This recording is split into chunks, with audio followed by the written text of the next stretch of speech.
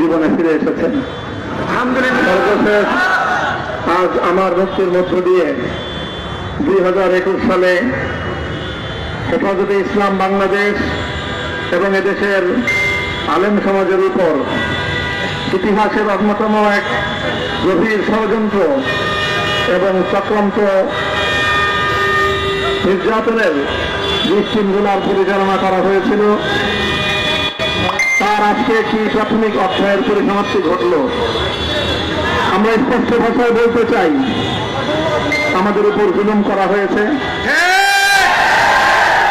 আমরা নির্যাতিত, অন্যায়ভাবে আমাদেরকে কারারুদ্ধ করা হয়েছে, বুলেটের আঘাতে আমাদের ভাইদেরকে হত্যা করা হয়েছে।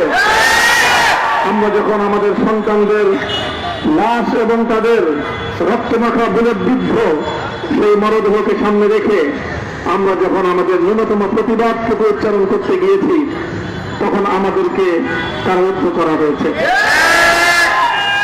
আমাদেরকে নানাভাবে নিষ্কাশন করা হয়েছে, আমাদেরকে জনগণ থেকে বিচ্ছিন্ন করার সব ধরনের অপচেষ্টা চালানো হয়েছে।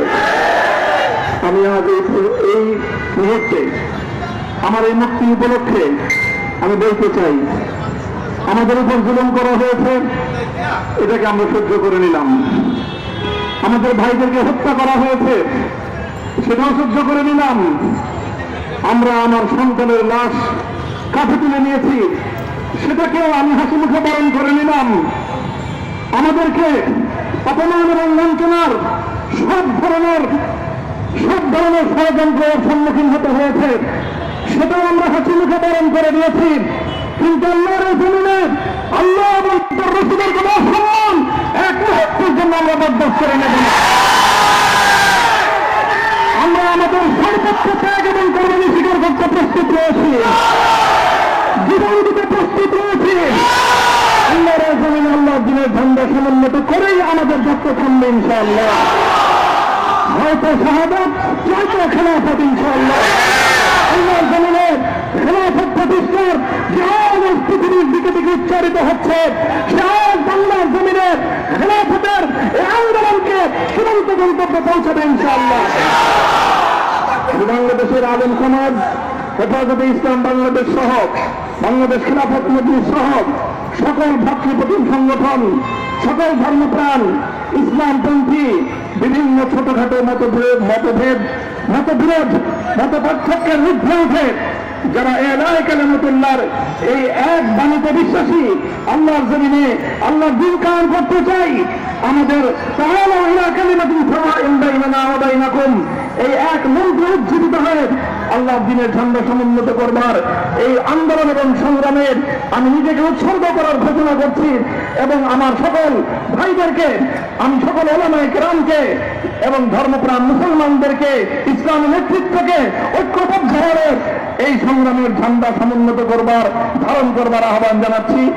এবং আপনাদের সকলকে আবার শুকরিয়া জ্ঞাপন করছি যে আজকে আপনারা এভাবে আমাকে উৎসাহিত করেছেন, উজ্জীবিত করেছেন। আল্লাহ পাক আপনাদের সকলকে উত্তম বিনিময় দান করেন। প্রিয় ভাইরা,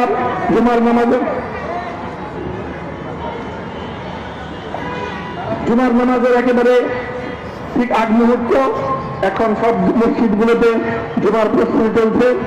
আমরা এখন এখানে খুব সংক্ষিপ্ত দেওয়ার মাধ্যমে আমাদের আজকের এই প্রোগ্রামের সমাপ্তি ঘোষণা করব। এরপরে ইনশাআল্লাহ প্রত্যেকে সুশৃঙ্খলভাবে যার যার জায়গা মতো বা আশেপাশের মসজিদগুলোতে গিয়ে আপনারা জুমার নামাজ আদায় করবেন। আমি আবারও বলছি, আমি আমার আলোচনার শুরুতে কোরআনে পাকের সেই আয়াতটুকু তেলাওয়াত করেছিলাম, হযরত ইউসুফ আলাইহিস সালাতু ওয়াস সালাম কারো মুক্তি এবং প্রকৃত যারা অন্যায়কারী ছিল সেই অন্যায়কারীদের স্বরূপ আমার সামনে উন্মোচিত হয়ে যাওয়ার পর, জাতির সামনে তাদের স্বরূপ উন্মোচিত হয়ে যাওয়ার পর তিনি যে কথা বলেছিলেন, আমি নবী ইউসুফ আলাইহিস সালাতু ওয়াস সালামের অনুসারী হিসেবে তার সুরে সুর মিলিয়ে, কণ্ঠে কণ্ঠ মিলিয়ে কথাই বলতে চাই, লা তাসরিবা আলাইকুমুল ইয়াউম। ব্যক্তিগত আক্রোশের প্রতিশোধ আমরা কারো কাছ থেকে গ্রহণ করব না।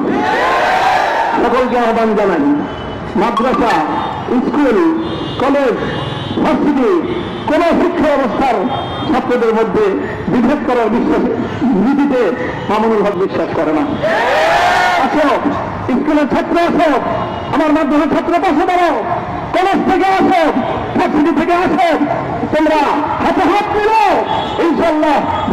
স্বাধীনতা অক্ষুণ্ণ থাকবে। এদেশের ইসলাম এবং হাজার বছরের যে সাধনা সংগ্রাম, সেই সংগ্রাম বিজয়ী হবে ইনশাআল্লাহ।